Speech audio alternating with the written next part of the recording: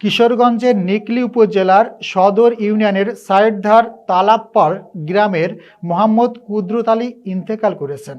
ইন্না লিল্লাহি ওয়া ইন্না ইলাইহি রাজিউন। Senior staff reporter Sohel Rana জানান, সাবেক ইউপি সদস্য মরহুম রমজান আলীর ছোট ভাই এবং নিকলী উপজেলা ছাত্রদলের আহ্বায়ক আসাদুল ইসলাম রাসেলের পিতা তিনি।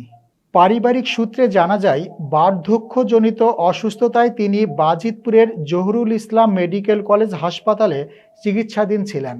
গতকাল বেলা ৩টার দিকে চিকিৎসাধীন অবস্থায় তিনি শেষ নিঃশ্বাস ত্যাগ করেন। মৃত্যুকালে তিনি ৪ পুত্র ৩ কন্যা সহ অসংখ্য গুণগ্রাহী ও আত্মীয় স্বজন রেখে গেছেন। শুক্রবার সকাল ৯ ঘটিকায় উপজেলার পাঁচরুখি ঈদগাহ মাঠে মরহুমের প্রথম জানাজা এবং সকাল ১০ ঘটিকায় সাইডধার ঐতিহাসিক ঈদগাহ মাঠে দ্বিতীয় জানাজা সম্পন্ন হয়। জানাজা শেষে পারিবারিক কবরস্থানে তাকে ধর্মীয় মর্যাদায় দাফন করা হয়। মরহুমের জানাজায় রাজনৈতিক ব্যক্তিত্ব, জনপ্রতিনিধি ও সর্বস্তরের হাজারো মানুষের ঢল নামে।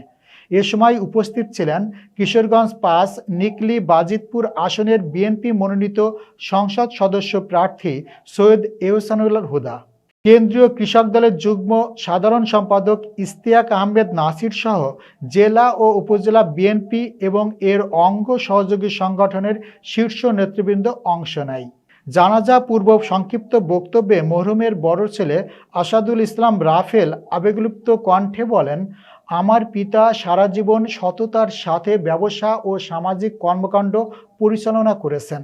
দীর্ঘ পথ চলায় তিনি যদি জেনে না জেনে কাউকে কষ্ট দিয়ে থাকেন তবে আল্লাহর ওয়াস্তে তাকে ক্ষমা করে দেবেন।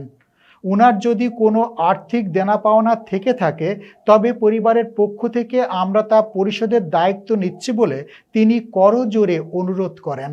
মোহাম্মদ কুদরত আলীর মৃত্যুতে গভীর শোক প্রকাশ করেছেন নিকলী উপজেলা বিএনপি ও অঙ্গ সংগঠনের নেতৃবৃন্দ।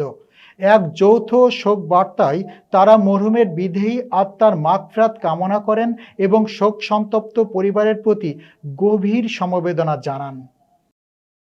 আজকে আমার অত্যন্ত কাছের প্রিয় ছোট ভাই আসাদুল ইসলাম রাসেল, নিকলী উপজেলা ছাত্রদলের আহ্বায়ক, পিতা জনাব কুদরত আলী সাহেবের জানাজায় আগত নিকলী সদর এবং বিভিন্ন ইউনিয়ন থেকে আগত মুসলিয়ান মুরব্বীগণ এবং সর্বস্তরের যারা এসছেন সকলকে আসসালামু আলাইকুম। আমি গতকাল অসুস্থ ছিলাম, আসতে পারি নাই।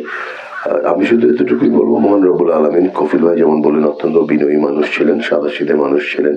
মহান রব্বুল আলামিন যেন ওনার সকল দোষ ত্রুটি ক্ষমা করে দেন এবং আমরাও যেন ওনার কোনো ব্যবহারে যদি আমরা কেউ কষ্ট পেয়ে থাকি আমরা যেন ওনাকে মাফ করে দিই এবং আল্লাহ তাআলা যেন ওনাকে বেহেশতের সর্বোচ্চ মাকামে অধিষ্ঠিত করেন। আমি মরহুমের রূহের বিদিয়াতার মাগফিরাত কামনা করছি এবং আপনাদের সকলের কাছে ওনার জন্য দোয়া প্রার্থনা করছি এবং শোক সন্তপ্ত পরিবার প্রতি সমবেদনা জ্ঞাপন করছি। সকলকে ধন্যবাদ। খোদা হাফেজ। আসসালামু আলাইকুম। গতকাল থেকে আমার বাবা যখন একটু অসুস্থতা বোধ করে, আমি ওনাকে ভাগলপুর নিয়ে যেতে চাই, কিন্তু উনি যেতে চাই না। অনেকটা আমাদের পরিবারের পক্ষ থেকে জোর করে নিয়ে যাই। যাওয়ার আগে উনি বলেছিল আমাকে নিয়ে যাবো ঠিকই, কিন্তু লাশটা নিয়ে আসবো। আমার বাবা যা বলেছে ঠিকই, আমি ভাগলপুর থেকে ওনার লাশটা নিয়ে আসছি। আমার বাবার জীবদ্দশায় ওনার আচার আচরণে যদি কেউ কষ্ট পেয়ে থাকে, আমি ওনার সন্তান হিসাবে আপনাদের কাছে করজোরে ক্ষমা চাই। আল্লাহর রাস্তায় আমার বাবাকে মাফ করে দিবেন এবং ওনার সাথে যদি কারো লেনা দেনা থাকে, আমরা আছি, আমার বড় ভাইয়েরা আছে, আমাদেরকে জানাবেন। আমরা ইনশাল্লাহ সাধ্যমতো চেষ্টা করবো তা পরিশোধ করার জন্য। এবং আজকের জানা যায় আমার অত্যন্ত প্রিয় ভাই সৈয়দ এহসানুল হুদা ভাই, ইশতিয়াক আহমেদ নাসির ভাই রাজনৈতিক বিভিন্ন নির্বাচনী কাজে ব্যস্ততার মধ্যেও আমার বাবার জানাজায় উপস্থিত হয়েছেন। সেজন্য আমার পরিবারের পক্ষ থেকে আপনাদের কাছে কৃতজ্ঞতা জানাই। পরিশেষে আমার বাবার জন্য সকলের কাছে দোয়া চাই। সবাই আমার বাবার জন্য দোয়া করবেন। আসসালামু আলাইকুম।